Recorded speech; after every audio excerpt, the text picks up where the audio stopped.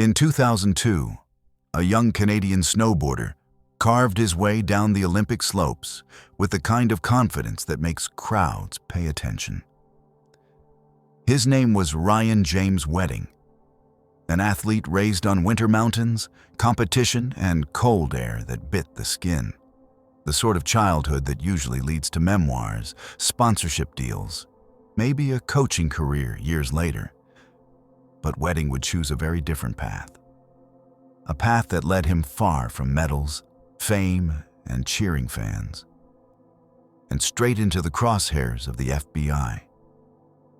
Some athletes go downhill fast. Ryan Wedding, he went from snow to a different kind of snow. This is the story of how an Olympic hopeful became the target of a $15 million manhunt, one of the highest rewards ever offered for a Canadian fugitive. Welcome to the Lux Chronicles, where luxury meets its dark side. Ryan Wedding was born in 1981 in Thunder Bay, Ontario, practically raised on skis. His grandparents owned a ski resort. His uncle coached national-level alpine athletes. He had the genetics, the environment, and the drive to become one of Canada's standout winter athletes. By the early 2000s, Ryan was competing internationally in snowboarding. He made the Canadian Olympic team and raced in the 2002 Salt Lake City Winter Games in the parallel giant slalom. No medal, but competing in the Olympics already puts you in the top fraction of a percent of athletes worldwide. Most people would kill for that opportunity. However, Ryan would eventually be accused of killing for something else entirely. After the Games, he drifted. He enrolled at Simon Fraser University, then dropped out. The promise of a stable athletic career evaporated, and something darker began to fill the vacuum. Long before cocaine and global trafficking charges, there was weed. A lot of weed. In the mid-2000s, police raided a massive cannabis grow-op in British Columbia. A warehouse filled with roughly 6,800 plants, shotguns, ammunition, and millions in product. It was nicknamed the 18-carat farms case. And although authorities suspected Wedding of running it, they couldn't tie him to the scene strongly enough to press charges. He slipped away. Clean. For some people, this would have been a sign from the universe to straighten up. For Wedding, it was probably proof that he could outsmart the universe. This was the first red flag, and it would look tiny compared to what came next.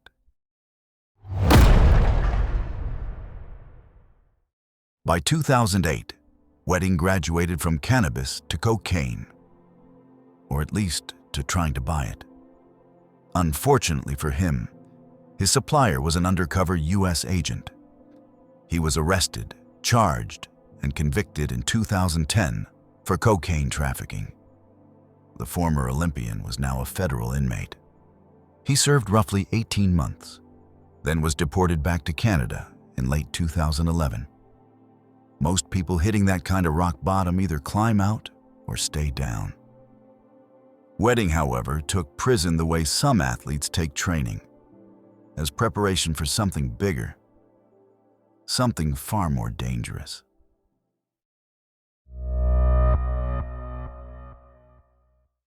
When he returned to Canada, Wedding settled in Montreal, in a luxury condo no less, despite having no legitimate income on record.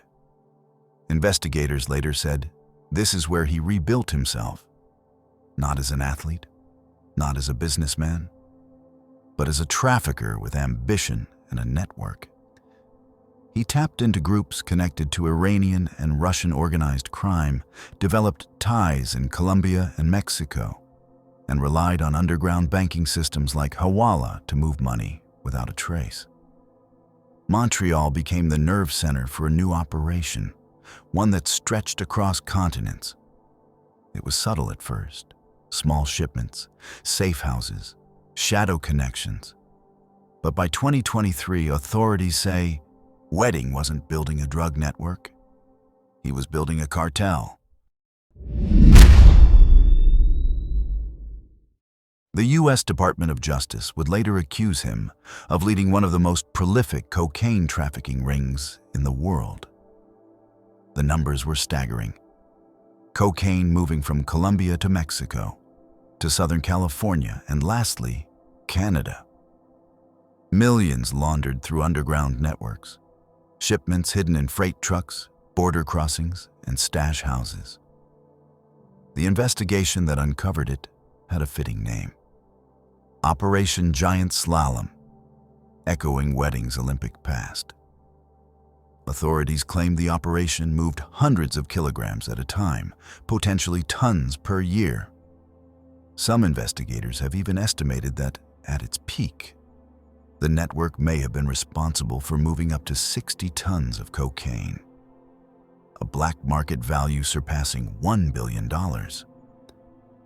Whether the exact figure was higher or lower, one thing was clear: this wasn't a side hustle. This was industrial-scale trafficking. This wasn't a washed-up athlete trying to make fast cash. This was someone who allegedly embraced full cartel methodology: intimidation, violence, murder. And that violence was about to explode into the open.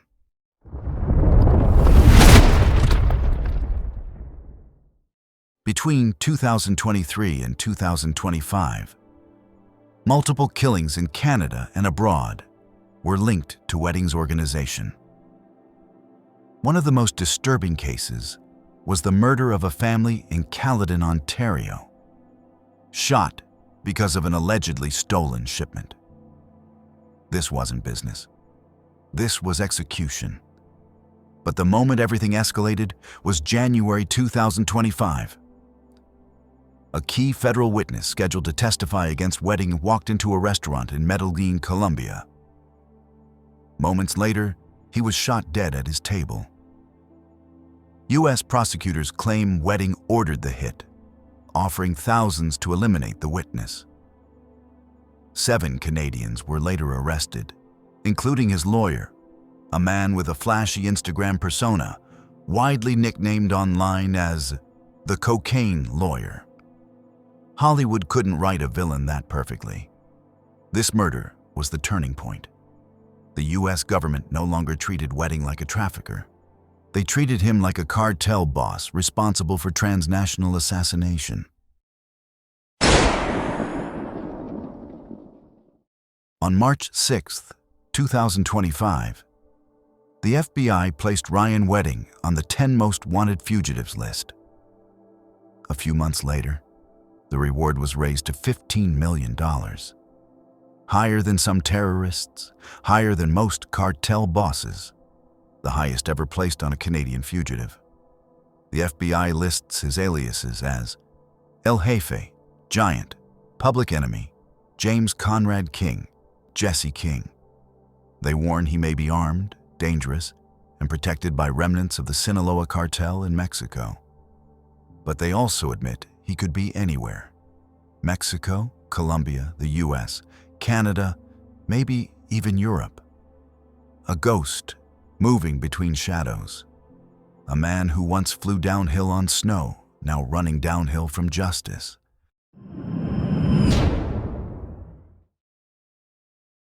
As of today, no one knows. Law enforcement in 5 countries are looking for him. Interviews, raids, financial tracking, everything has failed to produce a confirmed sighting. Some believe he's hiding in Mexico under cartel protection. Others think he fled to Colombia, where corruption can buy time. A few analysts suspect Asia or Europe, places where a tall, athletic Canadian man could blend into expat communities. For now, all anyone knows is this: an Olympian became an outlaw.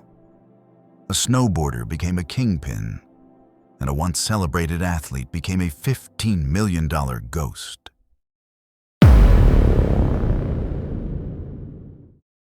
From Thunder Bay to Salt Lake City, From prison cells to luxury condos, from warehouses of weed to international cocaine routes, and from Olympic dreams to FBI wanted posters.